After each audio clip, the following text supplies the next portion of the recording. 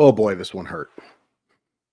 This one hurt a lot. And apologize. I don't know why I'm apologizing for wearing a hoodie. It's a perfectly common thing to do. It's a little weird on a YouTube video, I guess, but I don't have a hat that I really feel like wearing right now, and the hair is not good. You can see that there's nothing there, but yeah. Seahawks lose 27-24 to the Minnesota Vikings and fall to 8-7 on the season. Not going to go over the scoring plays again. There's too many of them, and it takes up too much time. Go check the box score. That's not meant to, I don't mean that in a callous way. I just, if you're curious how this all happened, there's a way to do it. Thank you so much for tuning in. I'm going to try to make this one shorter than the 23-minute one we had last week, but it's going to be tough because there's a lot to talk about. But let's start with the positives. First of all, let's start with before the game even starts. Like, not before, but like something that happens before the game is that the Seahawks actually had a home crowd today. That was nice. And whether it was because you heard the comments, the comments were justified. The comments were absolutely justified. Whether it was because of that or, just, the Vikings not being as popular a franchise as the Green Bay Packers, whatever it was, at least watching from home, it felt like a home game. Last week did not feel like a home game. It barely felt like a neutral party game. It was sad. Today wasn't sad. The result's sad. But I thought the crowd was good today. And honestly, not a huge fan of the moral victories, but you can take some solace, I think, not a lot, but some, in how much better they played today than they did last week. Now, playing better than last week is darning with faint praise. There's no question about it. There's just no way to say otherwise. But they did play better against a very good team. In fact, I would say the Vikings are better than the Packers. So that was encouraging. Again, the result's not good enough, and we'll talk about that. But I am encouraged. I'm especially encouraged because this game could have gone off the rails real quick. The Vikings score on their first possession, and yes, they convert a fourth down, but they really dominate, and the Seahawks go 3 and out. And if you're like me, you start thinking, uh-oh. And a ton of credit to the coaching staff and the players for not letting it get to uh-oh point. Ultimately, you got to win the game. But at least it didn't get to uh-oh point. We never reached uh-oh mountain. Other than the fact that there's a big uh-oh that we'll talk about again in the second half. All right. First of all, I think the biggest positive outside of, playing better and the crowd actually being a home crowd was I thought the offensive line was really good today. And I'm not just talking about grading on a curve. I'm talking about that the offensive line actually played really well. The improvement that they showed on the interior in particular was fantastic. It wasn't perfect. There were still issues. There's no question about it, but they held their own and then some. Geno was given lots of clean pockets, lots of them. I was really impressed with what they did. And I watched over again. Now, I had to watch a little bit over again anyway, because for work, I had to cover Jaguars Raiders, which was just awful. So I was obviously watching the Seahawks game while also watching the Raiders game and the Jaguars game, by the way, completely illegally, just like no ifs, ands, or buts, as illegally as possible. But I was watching it. And so I wanted to pay a little more closer attention. I didn't watch the whole thing, but I, put the game on like 1.5 and fast forwarded through some moments that I saw. And I wanted to make sure that it wasn't just me saying, well, good compared to last week or good compared to previous times. No, I think they actually played well. I thought that the offensive line played like a solid, cohesive unit, maybe for the first time all year. The Falcons game was okay, but this was the first time I thought, oh, this is actually one of their strengths today. That was nice to see. I thought the defense did a pretty solid job today. There were some mistakes, and again, we'll talk about them in the second half. But I thought ultimately the defense did a pretty nice job. I thought Boye Mafe played a really nice game. I thought that, of course, I forget his name just as we're saying it. Derek Hall played a solid game. Leonard Williams continues to play well. The linebackers were solid. I thought the rush defense, especially after the first drive, was pretty darn good. Let's see how many rushing yards they end up with. 81 on 24 carries. That's pretty darn good. Sorry, I'm going to have to keep adjusting this. I thought the rush defense did a really nice job, and they generated enough pressure on Sam Darnold. Josh Jobe, I think, played one of his best games as a Seahawk. Devin Witherspoon was fine. Linebacking core was fine. We'll talk about a couple of other guys who didn't play very well. I think Reek Woolen, as well as somebody else, both belong in the positive and negative section. So I did think Reek Woolen had some nice moments. And covering Justin Jefferson's really hard. And he had to cover Justin Jefferson a lot. There was somebody else who covered Justin Jefferson, who we'll talk about. But I thought Reek Woolen did a pretty nice job for the most part. And I thought he handled not starting the game. For those who missed it, he was basically, it seemed like a punishment, sat out the first series and came in and made some nice places. He had 3 pass defense today. You'll take that. Now. There were mistakes. We'll talk about those in a second. I know I say that a lot. I want people to know that I'm not forgetting about things. Sometimes I do because I don't write any of this down, but I'm definitely not forgetting to talk about those things. On offense, we talked about the offensive line, of course. I thought Kenny McIntosh did a nice job. Another thing we'll talk about in the offense in a second is the run game in total. Jackson Smith-Njigba is just awesome. I say it every week. He's just a stud. He is your best offensive player. And I know that there are people who disagree with that. I don't think it's even particularly close. Jackson Smith-Njigba is your best offensive player. Oh, there you go. You see there, right there. It's the sides, guys. I don't care that you know about this. The sides just aren't good enough right now. Stud. And he wasn't involved as much as I would have liked early on, but they found a way to get him the ball. And he is going to, and he gets an extra game, but he's going to smash some records, I think. And the fact this is his second year, I talked about this on Twitter.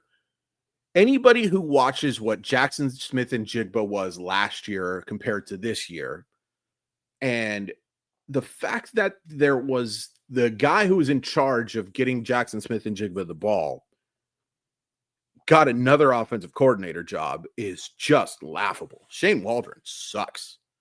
And Shane Waldron should be ashamed of himself for how he used Jackson Smith-Njigba. And Ryan Grubb, and I have some issues with Ryan Grubb. Hey, we'll talk about it. Has done a much better job of getting him the ball.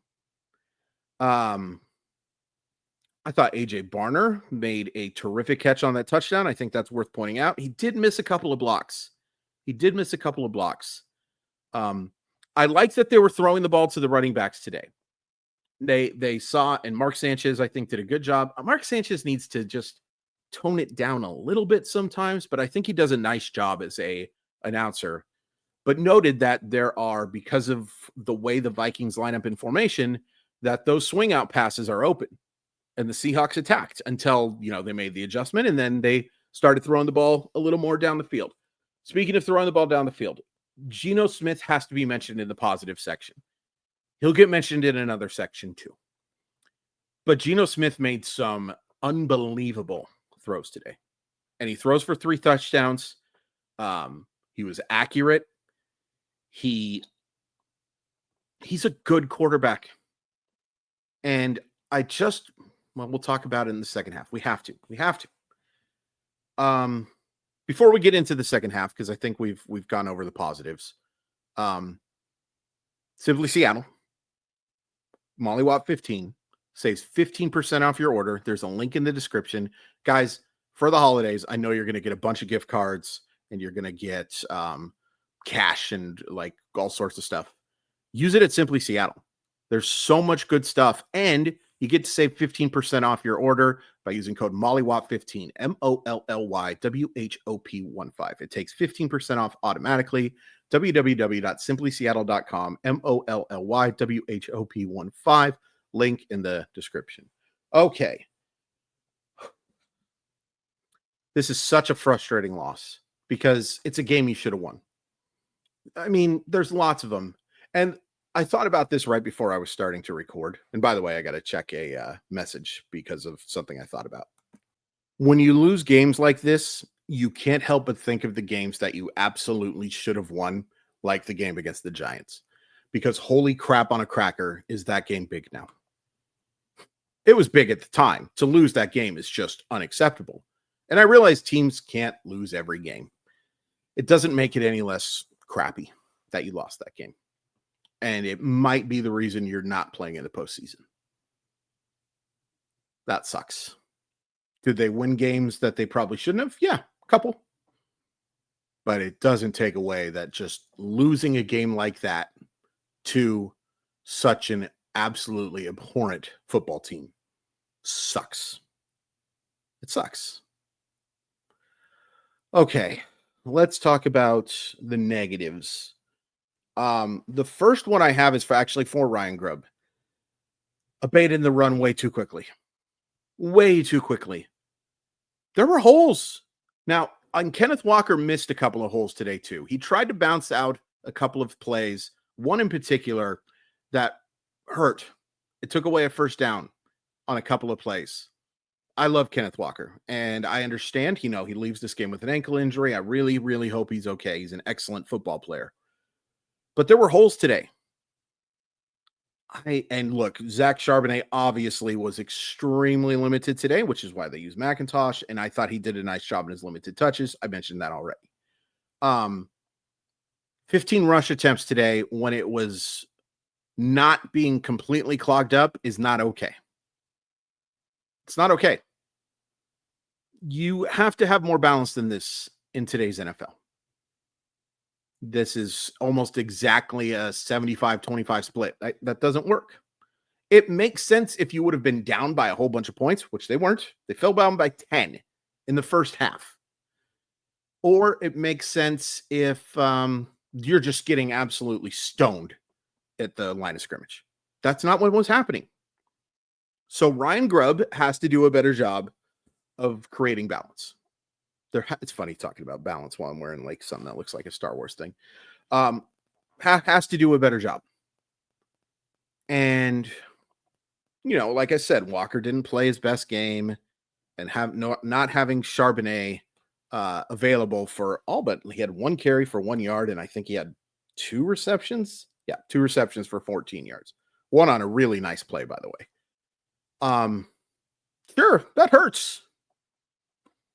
Gotta give Kenny McIntosh the ball more than 3 times, if that's what it is. If you're that concerned about, and look, Kenneth Walker touched the ball 16 times today. He had 8 rushing attempts for 31 yards, and then he had 8 catches for 28 yards. So it's not like they were completely limiting him. Run the ball. Make play action more effective. Didn't love that.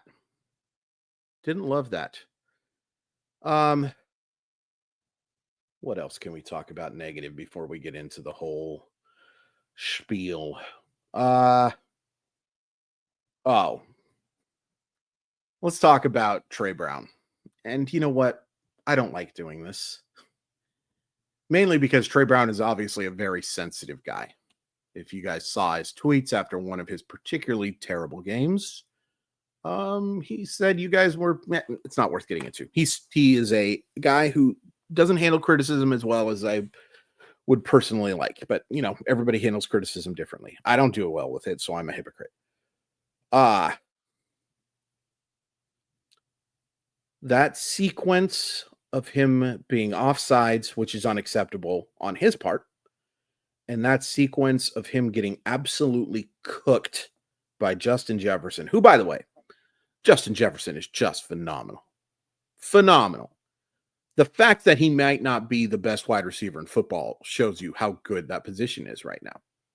I would probably say it's his former teammate, Jamar Chase, but he's up there. He's really good. Really, really, really, really good. You can get the ball to him in so many different ways. There are some wide receivers who are really good at a couple of things. I think Justin Jefferson's good at everything. And it was very obvious today. But the decision to have him in man-to-man on a touchdown pass that was, if he got beat for 85 yards, he just create the perfect scheme, to beat him. Yeah, it's not good, but and it's early enough, blah, blah, blah. For it to happen in the red zone, and for you not to just call an immediate timeout to say, oh crap, we have Trey Brown covering Justin Jefferson, is a massive mistake. That's on Mike McDonald. I mean, it's on the player too, don't get me wrong. Like, he's got to do a better job in coverage if he's going to be one of the top 3 corners on this team, which he shouldn't be. But at the same time, going back to Super Bowl 49, which I was told never happened. I've had that wiped away. But, I don't get mad at KJ Wright for getting cooked by Rob Gronkowski on that sideline touchdown. I get mad at Pete Carroll for creating that situation. You gotta let your best players succeed. And to say you didn't let your best players succeed in that situation, and it's ultimately the reason you lost the game. That touchdown. And another touchdown. But man, I felt bad for Trey Brown. He's just not it. He's not anywhere good enough, close to good enough to be in a situation like that. He's not. He is not. We talked about Tariq Woolen in the positive section. There were some negatives from Tariq Woolen too. The coverage on that last touchdown was just atrocious. But that's not all on Woolen. That's also on Jordan Love. And Sanchez brought this up, that doesn't get there in time. He doesn't get there in time. I will also point out that there should have been a holding penalty called on the Vikings on that play. It was a big miss. It's not an excuse for Woolen and Love, but it's a big miss. Like, clearly a hold. Clearly. And yeah, that was big. But Woolen's got to be better in that situation. And in those situations too, that's one of those situations too where, I know I just said situations too like 6 times there, is one of those opportunities where pass interference is okay. Live to fight another down. But he got lost in coverage. His biggest strength, Woolen, in my humble estimation, is his recovery time, right? Like we saw it on the throw in the end zone to Addison, like his ability to recover because he's so fast and has such good length that, even when he gets beat, he has a chance to make the play. Well, that was a case where, I'm not saying hurt Justin Jefferson. I'm saying make a legal tackle illegally and don't let him get that football. But he was just so burnt that he didn't have that chance. Tariq Woolen has and excuse me, I've got to stop calling him by his wrong name. I'm sorry. Reek Woolen. It's just a respect thing. I apologize. Reek Woolen has got to do a better job of wanting it more. And it sucks to say that because I don't know what's going on in his mind, but sometimes in football especially, it becomes obvious when you're just not into the whole physical thing. Right? And it's frustrating too because Reek Woolen has the size to be as physical a corner as you want. And it wasn't so much a case this week, I think, but there were some times where just not enough hand fighting. Just not enough. He has the talent to be an all-world corner. We saw what he can do as a rookie. And it's worth pointing out he's still fairly new to the position as a full-time dude. But he's got to be better. But Julian Love, too. He screwed up there. and it also ultimately cost them a game. Geno, we mentioned him in the positive, and ultimately, I think Geno's game was a positive. I think he did a lot of good things, a lot of really good things. He played well enough to win. Having said that, there were some critical mistakes. And you know what? I'm not even going to talk about the final interception because I meant to mention this earlier too. Let's talk about DK Metcalf real quick. Phenomenal game, statistically, made some really nice plays. Still some mistakes, but it was nice to see him involved. So he belongs to the positive and negative too. The biggest negative being it sure looked like that route on that interception to end the game was not very good. And I mentioned that on Blue Sky. Not very well, though. I'll talk about that in a second. It's got to be crisper. It's hard to be super crisp when you are built like that. But there's got to be a little more fluidity, and there's got to be, well, fluidity may not be even the right word, but he's got to be better on those routes. You know, when you hear people say he ran the route for him, I think that's a little bit aggressive, but it wasn't a very good route. And if he steps in front of that safety, that's a completion, right? Having said that, I want to be real careful here. I'm getting a little tired of the theatrics after these plays from Geno Smith. I'm getting a little tired of the blame going on everyone but him. And that's hyperbole. I've heard Geno Smith say, I've got to play better, and I've heard stuff like that. But you watch in the moment after every interception. And by the way, he had a horrific interception that led to a Vikings field goal earlier in the game. Awful throw. Should have thrown it into whatever body of water is closest to Lumen Field. I should know. I live not far from there, 45, 50 miles. Horrible throw. I mean, horrific throw. So it's not just, it's everybody loved my analytic guy. Geno, most accurate quarterback. All mistakes, not his fault. 69.69 completion percentage on throws inside of the hash marks. Great. And there are lots of metrics that back up Geno Smith having a really good year. There are also lots of things that Geno Smith screws up on. And I wish I've talked about it almost every gosh damn week. And at least I've talked about it every gosh damn week that they lose. Because nobody can have a conversation. Nobody can just admit, and it's on both sides. It's absolutely on both sides. There are people who think Geno Smith sucks, and they're wrong. And there are people who think Geno Smith is a top 5 quarterback, and they're wrong. But I'm getting tired, to go back to my original point. I'm getting tired of the theatrics. I'm getting tired, like you saw him come off the sideline after that interception to Geno, or interception on the attempt by Geno to Metcalf. And you saw him yelling at a position coach. And probably was his fault.